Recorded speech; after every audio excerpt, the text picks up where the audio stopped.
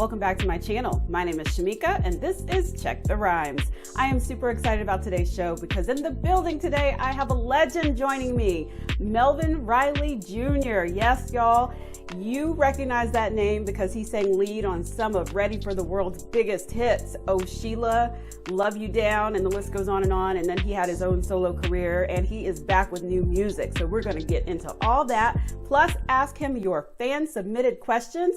And we're also going to go down memory lane and talk about the 35th anniversary of Ready for the World's debut album. So stay tuned. You don't want to miss today's show. Melvin Riley, welcome to Check the Rhymes. How are you today? I'm doing wonderful. Thank you for having me. I am super excited about this because I've been wanting to talk to you for a while, but then this was perfect because this is also the 35th anniversary of Ready for the World's debut album, but we'll get to that in just a second. All right. I want to know, how are you? How are you holding up during the pandemic? Just everything that's going on in the world today. You know, I'm going to first start by saying I'm blessed and thankful to, continue to thrive through this madness. Mm-hmm. It saddens me that the world is going through what it's going through, but I've been holding up great, been doing a lot of press. I've been in the studio, so I'm doing great. I can't complain. Which brings me to another question, actually, that I've noticed a trend with the artists that I've been talking to, that the pandemic has fueled their creativity a little bit. Like, it's like you have to find other ways to be creative and to reach your fans, but it's also inspiring a lot of new music. Is that the same for you? I'm always in the studio, so I'm a studio person that, the pandemic just allows you, I guess, to not rush your thoughts so much. Yeah. And just take your time, because right now, even if you get a new record out on the radio, new album, you can't tour off of it. Right. So that's the thing I think a lot of artists are battling with right now. Like, okay, yeah, put a single out, they stream it to death, but then you're supposed to go on the road and support that song. And so I think a lot of people are now just saying, well, let's just create great music right now, and hopefully we'll get to that point to when we can start launching it to make that coincide with going on the road. Okay. Yeah. Well, speaking of new music, you have like two singles that I've kind of heard floating around, Tattoo and Rain. And I want to talk about those a little bit.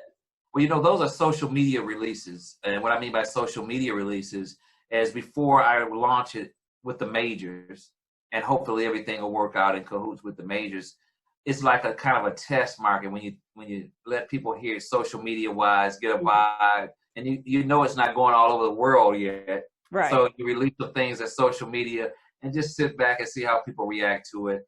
And I barely did anything for the Tattoo, for the Rain, but just said, hey, you want to check it out?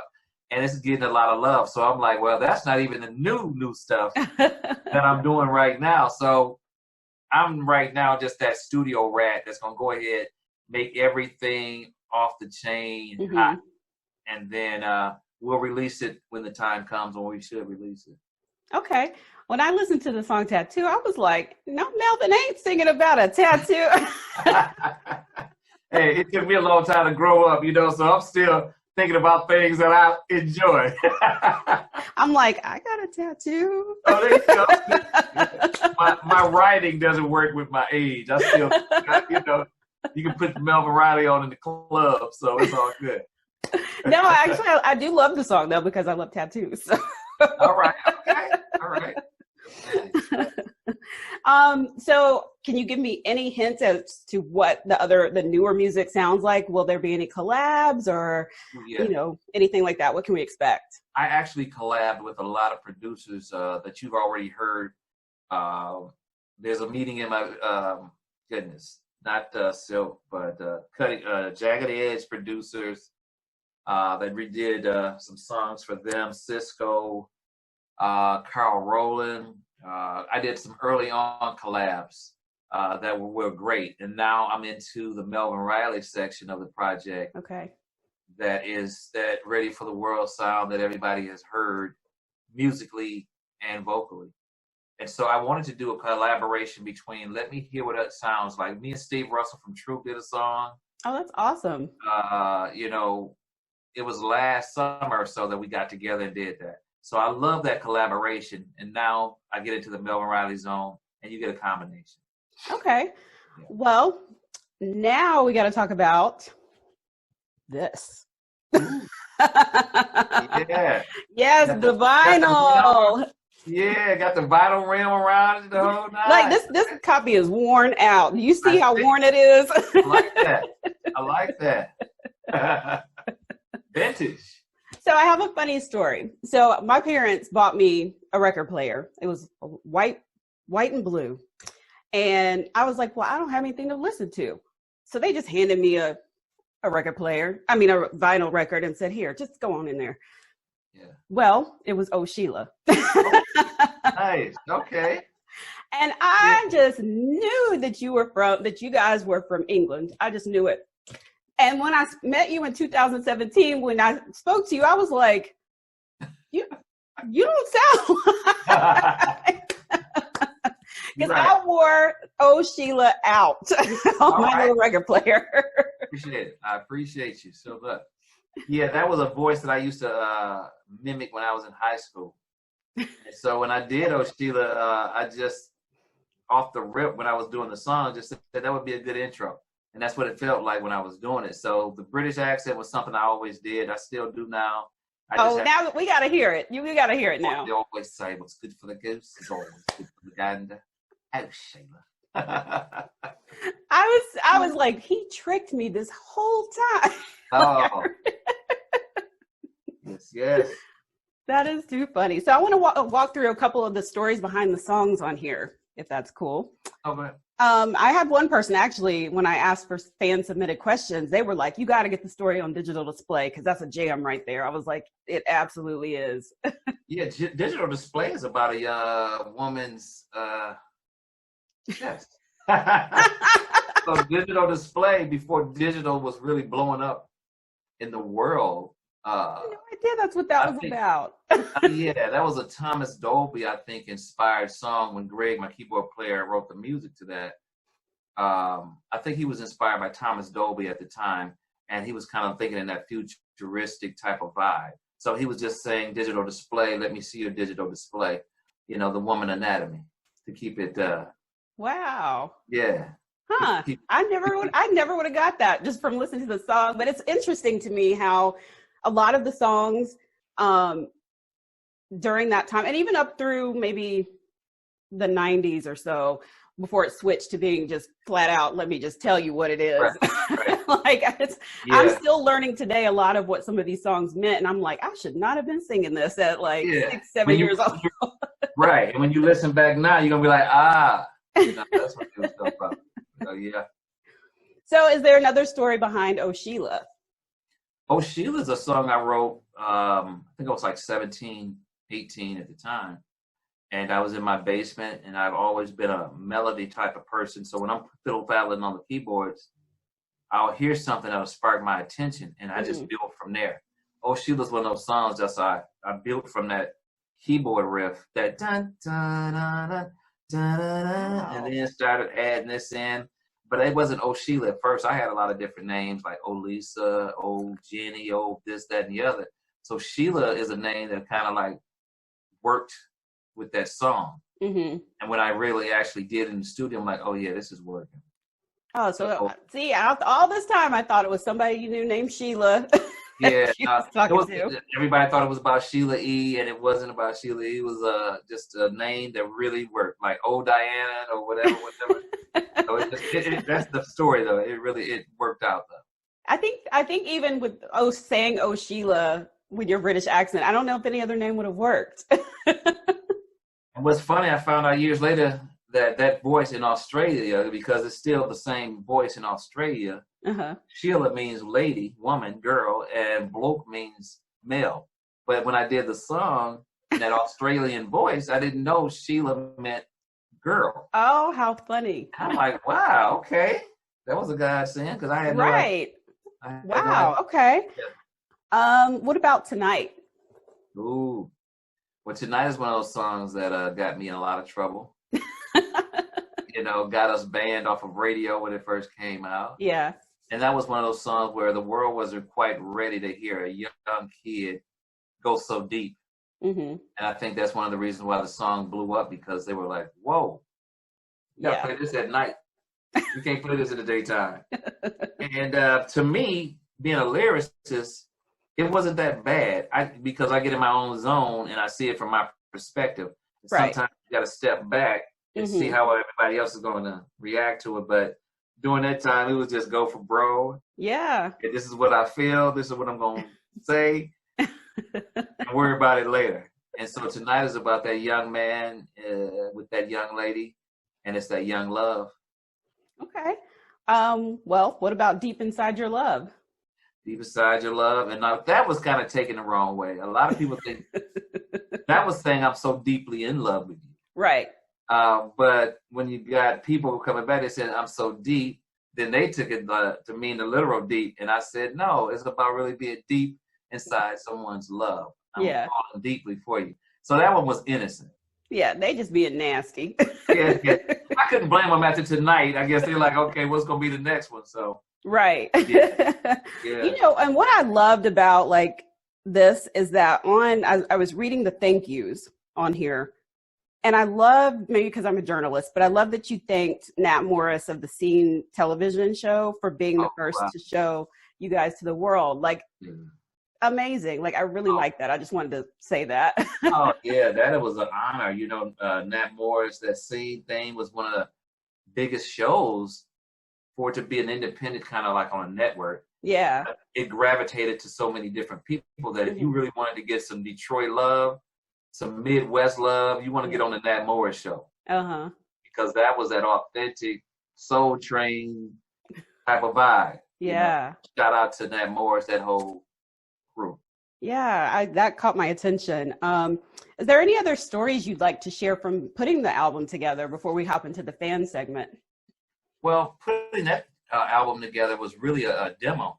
We were supposed to go back in and touch up the first album, but the record company fell in love with the songs at a place to where they were like, don't touch it. But we were like, okay, yeah, but we got to go back in, and I got to go back in because the timing is off on the bass, or my vocal was a little. So I'm always particular, but they were like, no, this is working. This is working. This is like perfect. I'm like, yeah, it is so many. Even right now, when I listen to the first album, I hear so many things that should be done over. But it is history now, and the world has loved it, and I'm grateful and thankful to God for it. I did have one other question. This hair. Oh yeah. Like whose idea? I mean, I know it was the end thing at the time, but did you guys just say, let's all get Jerry curls? That was the new, because I think Michael Jackson really started to do it, and girls were into that pretty boy look back then. And so Willie Triplett's mother did the best curls in the world.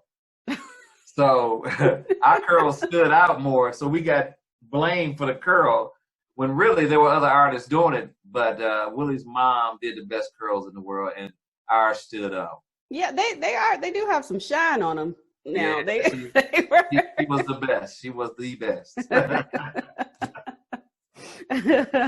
Oh, that's funny. All right, so I do a segment on here and let the fans submit their questions. So I'm gonna just go through a few of these. And so someone wanted to know, why are there two Ready for the World groups? There's two Ready for the World groups. I think everybody has the opportunity, I guess, to tour, make money off of the name. You don't want to see one person say, okay, well, even if we don't work out, you have a right to make money off the name. You have a right to go on the road. Do you? I know the fans were disappointed when they saw the others without me because they didn't expect that. But that was something that they brought about. Right. They brought that bridge. So therefore, I crossed it. The majority of the Ready for the World music is written by me vocally and instrumentally. So it really wasn't a breakup where it was going to slow me down. Right. It was a thing, be a man about it. And if we're not working together as partners, hey, you go off and use the name however you want. If the fans want to work with you on that, that's on the fans. Right. If the fans want to work with me on mine. I'm not one of those people that's going to stop anybody from trying to make money or thrive. So if we're not going to be partners, do your thing, and me and John Eden, the bass player, Uh-huh. we go out as Ready for the World as well. Okay. And a lot of people want to hear the original vocals, and that's what I give them. And to work with the other guys was not a problem so much as it was for certain individuals in the group that brought about dissension.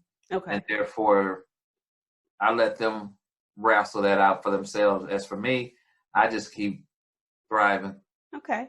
This reminds me of, I think, the Temptations had their two groups, and I mean, I would go see both. So yeah. I mean, hey, it is what it is. Yeah. Okay. The next question is, what is your favorite Ready for the World song and your favorite song like from your solo career? I would say from the Ready for the World, my favorite, I got a few of them, but In My Room is probably at the top. Okay. In My Room. Oh, that was on the second album. And off of my solo work, probably Love's Gonna Get You. Okay.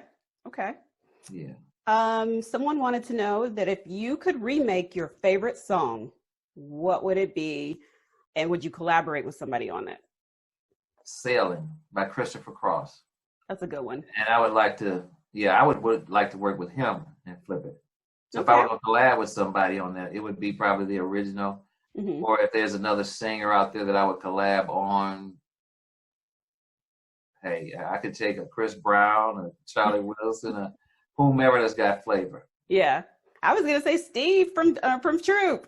Steve Russell from Troop as well. Yeah. Yes, I love Steve. That's my guy. Yes, please tell him I said hello. All right. What is the key to your longevity in this business? I think being blessed with musical talent.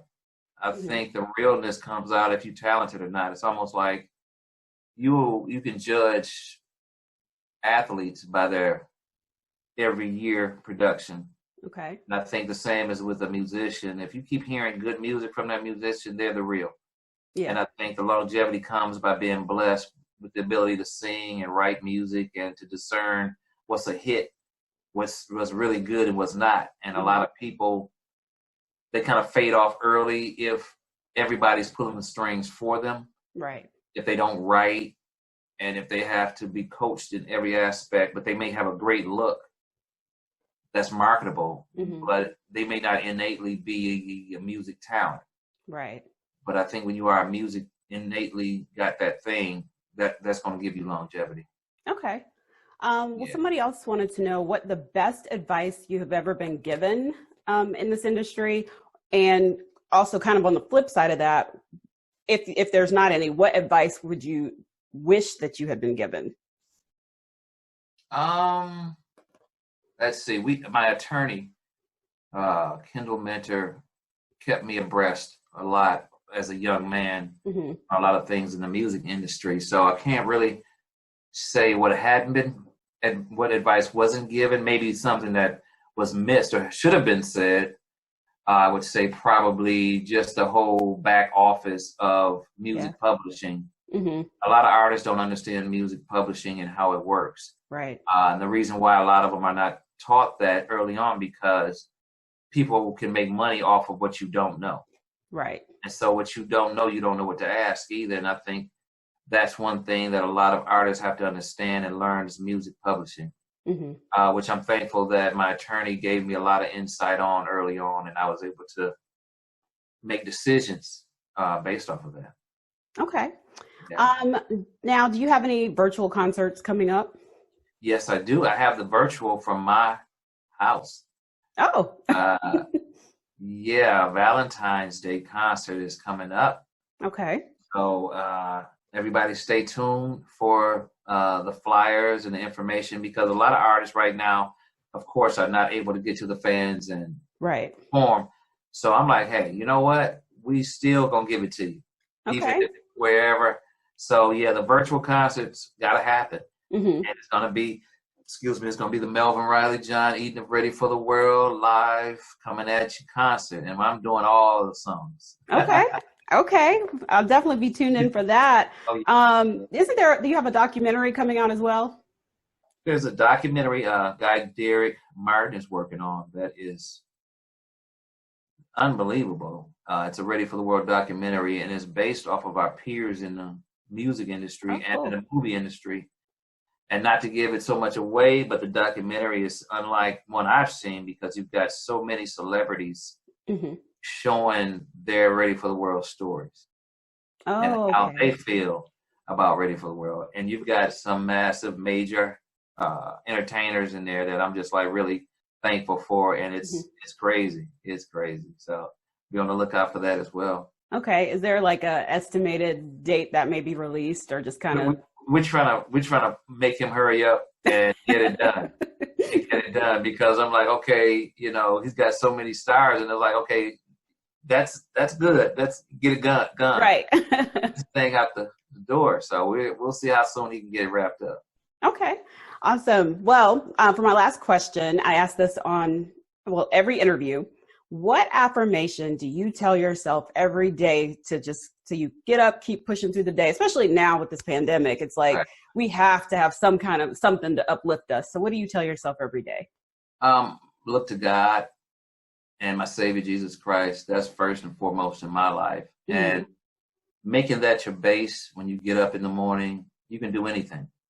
So I start with what really matters, which is my relationship with God and Jesus Christ, and then go out into the world and do my thing and be me.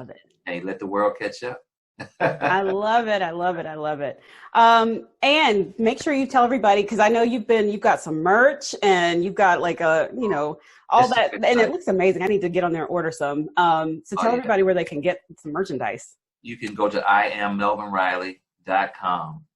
And we have a lot of merchandise, cups. And what it is celebrating the hit songs that we all love over 35 years. So you're not just wearing me, you're wearing a part of music history. Yeah. And I'm, Renee and Ebony, Renee Harris and her daughter Ebony have done a phenomenal job of putting together some beautiful gear and some great inspirations from the Sheila to my solo albums to the songs I've written.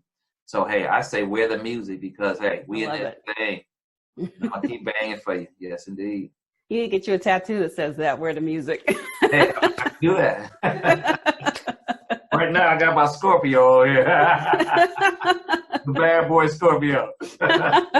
No, I'm just kidding. I know, I've heard. All right. Well, I want to thank you so much, Melvin, for joining me here today on Check the Rhymes. And you'll have to come back when that new music is out and the documentary is out, so we can go talk about that as well. Oh, yes, definitely. Okay.